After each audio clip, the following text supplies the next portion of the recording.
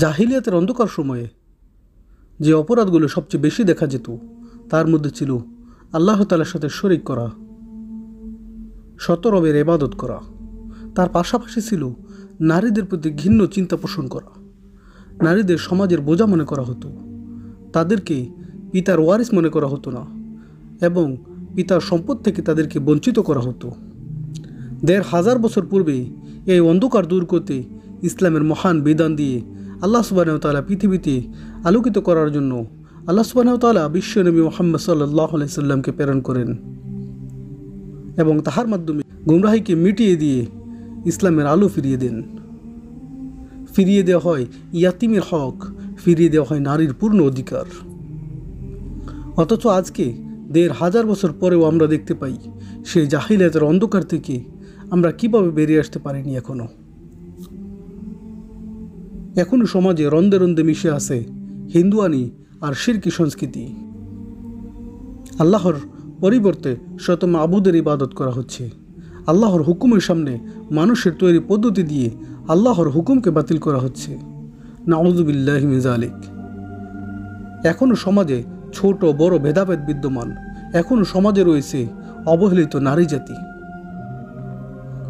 এখনও নারীদের ওয়ারিস মনে করা হয় না, ইয়াতিমের মাল আত্মসাৎ করা হচ্ছে নির্দ্বিধায়। অথচ ইসলাম এই বিষয়গুলোকে ঈমান বিধ্বংসী কাজ বলে গণ্য করেছেন। আল্লাহ তাআলা সূরাতুল আনআমের মধ্যে ইরশাদ করেন, কুল তাআলু ওয়াতলু মা হাররামা রাব্বুকুম আলাইকুম। হে নবী সাল্লাল্লাহু আলাইহি সাল্লাম, আপনি বলুন, আসো আমি তোমাদেরকে পড়ে শোনাই তোমাদের রব তোমাদের উপর কি হারাম করেছেন। আর তার মধ্যে প্রথমটি হচ্ছে আল্লাহ তুশরিকু বিহি শাইআ, আর তোমরা কখনোই আল্লাহ তাআলার সাথে শরিক করবে না। শিরক কত বড় অপরাধ তা কারো অজানা নয়, কিন্তু শিরক কি তার ব্যাপারে এই উম্মাহ এখনও অজ্ঞ। মূর্তি পূজা শিরক, কবর পূজা শিরক, এটা তো সবাই জানে। এই সমাজে কিছু এমনও শিরক উম্মাহর মধ্যে রক্তের সাথে মিশে গিয়েছে, তার সম্পর্কে উম্মাহ সবচেয়ে বেশি গাফেল। তার মধ্যে ১ নম্বর হচ্ছে হাকিমিয়াতের সাথে শিরক করা, ২ নম্বর হচ্ছে নাফসানিয়াতের শিরক। কোরআন কারীমে স্পষ্ট বলে দেওয়া হয়েছে, ইনিল হুকমু ইল্লা লিল্লাহ, হুকুমের মালিক কেবলমাত্র আল্লাহ তাআলা। আল্লাহ তাআলা ব্যতীত আর কারো হুকুম চলবে না। অন্যটি হচ্ছে নফসানিয়াতের শিরক, অর্থাৎ আল্লাহ তাআলার হুকুমের সামনে নিজ নফসের চাহিদাকে প্রাধান্য দেওয়া হচ্ছে। রাসূলুল্লাহ সাল্লাল্লাহু আলাইহি সাল্লাম ইরশাদ করেন, আল্লাযী নাফসি বিয়াদিহি মুহাম্মাদিন লা ইউমিনু আহাদুকুম হাত্তা আকুনা হাওয়াহা মান তাবিআ লিমা জিতা বিহি। ওই রবের কসম যার হাতে মুহাম্মদ সাল্লাল্লাহু আলাইহি সাল্লামের প্রাণ নিহিত রয়েছে, তুমি ততক্ষণ পর্যন্ত পরিপূর্ণ মুমিন হতে পারবে না যতক্ষণ পর্যন্ত তোমার মন তোমাকে যা করতে বলে তুমি তারই অনুসরণ করবে। ইনশাআল্লাহ এই বিষয়ে কোনো এক পর্বে দীর্ঘ আলোচনা হবে। ওমা তৌফিক ইল্লা বিল্লাহ। এই ধ্বংসাত্মক বিষয়গুলোর মধ্যে একটি হচ্ছে ওয়ালা তাকরাবু মালাল ইয়াতীমি ইল্লা বিল্লাতি হিয়া আহসান হাত্তা ইয়াবলুগা আশুদ্দাহ। আর তোমরা ইয়াতীমের সম্পদের নিকটবর্তী হইও না উত্তম পন্থা ব্যতীত, যতক্ষণ না সে পরিপূর্ণ বয়সে উপনীত হয়। খুব সহজে বোঝা যাচ্ছে যেখানে আল্লাহ সুবহানাহু ওয়া তাআলা শিরককে সবচেয়ে বড় গুনাহ বলে অভিহিত করেছেন, তার সাথে ইয়াতীমের সম্পদ ভক্ষণ করাকে উল্লেখ করেছেন। অর্থাৎ এটি সেই গুনাহের অন্তর্ভুক্ত যা ঈমানকে ধ্বংস করে দেয়। এখন কথা হচ্ছে, ইয়াতীম বলতে আমরা কি বুঝি? ইয়াতীম বলতে বোঝায় যাদের পিতামাতা ইন্তেকাল করেছেন। আজকাল আমাদের সমাজে ইয়াতীম বলতে অসহায় মিসকিন হতদরিদ্রদেরকে বোঝানো হয়। এটি একটি ভুল ব্যাখ্যা, কারণ ওরা তো ইয়াতীম, ওদের কোনো ধন সম্পদ নেই। তাহলে আল্লাহ তাআলা কেন ইয়াতীমের ধন সম্পদ ভক্ষণ করা থেকে বিরত থাকতে বলেছেন? মূলত কোরআনের এই আয়াত ইয়াতীম বলতে ওই সমস্ত লোকদেরকে বোঝানো হয় যাদের পিতামাতা ইন্তেকাল করেছেন, ভাই তার বোনের প্রাপ্য সম্পত্তি বুঝিয়ে দিচ্ছে না। এই মহামারী আমাদের সমাজে প্রচণ্ড আকার ধারণ করেছে। পিতা মাতা ইন্তেকালের পর বোন যখন ভাইয়ের কাছে হকের দাবি নিয়ে আসে, তখন দেখা যায় সমাজের মোড়লরা সেই বোনকে সন্তুষ্ট করতে কিছু টাকা দিয়ে হাতে ধরিয়ে দেয়। এমনকি এমন ঘটনাও তো অহরহ ঘটছে যে বোন যখন ওয়ারিসের সম্পত্তি দাবি করে তখন বোনের সাথে খুব মন্দ আচরণ করা হয় এবং তাকে সম্পদ থেকে বঞ্চিত করা হয়, এমনকি আত্মীয়তার সম্পর্ক নষ্ট করে দেওয়া হয়।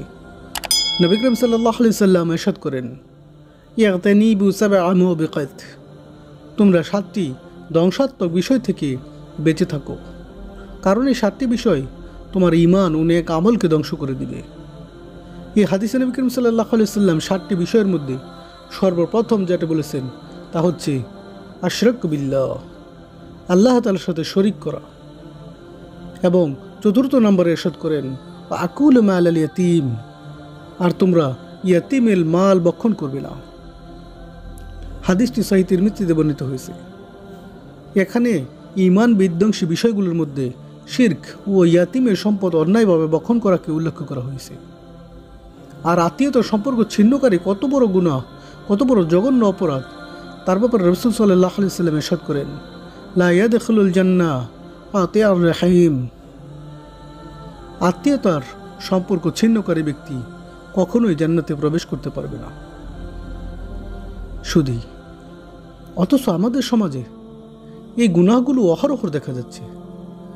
ইসলাম নারীর হক নির্ধারণ করে দিয়েছে পুরুষের অর্ধেক, তার হক তাকে বুঝিয়ে দেওয়া ঈমানের দায়িত্ব। আজকে আমাদের সমাজের বিভিন্ন তাল বাহানা দেখিয়ে বিভিন্ন অজুহাতে তাকে সে হক থেকে বঞ্চিত করা হচ্ছে।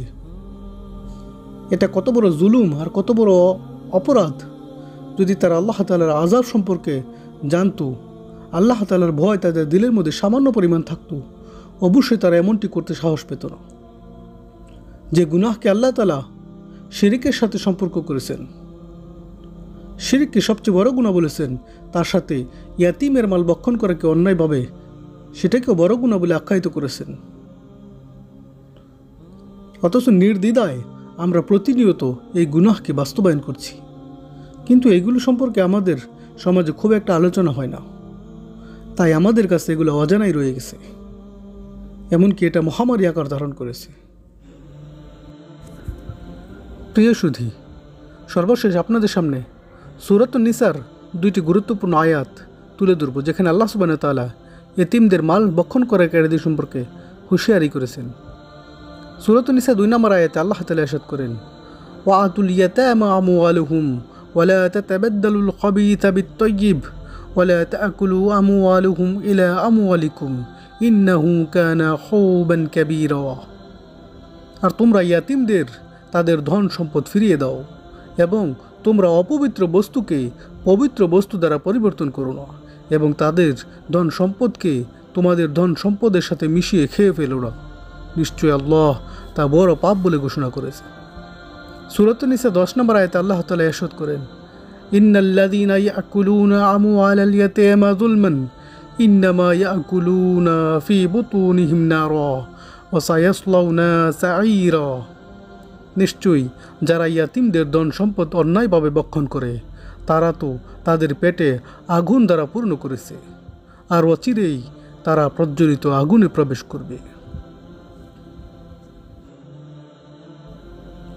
এত বড় গুনাহ আমরা প্রতিনিয়ত করছি, কিন্তু এই সম্পর্কে আমাদের মনের মধ্যে সাধারণত কোনো চিন্তাভাবনা সৃষ্টি হচ্ছে না, কারণ এটাকে আমরা গুনাহ মনে করতেছি না। প্রিয় সুধী, আল্লাহ তাআলা আমাদেরকে এই সমস্ত গুনাহ থেকে বেঁচে থাকার তৌফিক দান করেন। আল্লাহ তাআলা যে বিষয়টি আমার উপর হারাম করেছেন, নিষিদ্ধ করেছেন, ওই বিষয় থেকে বেঁচে থাকা, আর যে বিষয়টি আমাকে করতে হুকুম করেছেন ওই বিষয়টা বাস্তবায়ন করার নামে ইসলাম। আমরা যদি পরিপূর্ণ মুমিন বলে দাবি করি, যতক্ষণ পর্যন্ত না আমরা রাসূল সাল্লাল্লাহু আলাইহি সাল্লামকে এবং আমাদের আনিত শরীয়তকে পরিপূর্ণ আমাদের হৃদয় থেকে সাক্ষ্য প্রদান না করব, বাস্তবায়ন না করব, ততক্ষণ পর্যন্ত আমরা মুমিন হতে পারবো না। আল্লাহ আমাদেরকে এই সমস্ত জুলুম থেকে হেফাজত করুন। আমিন। ওয়া মা আলাইনা ইল্লাল বালাগ।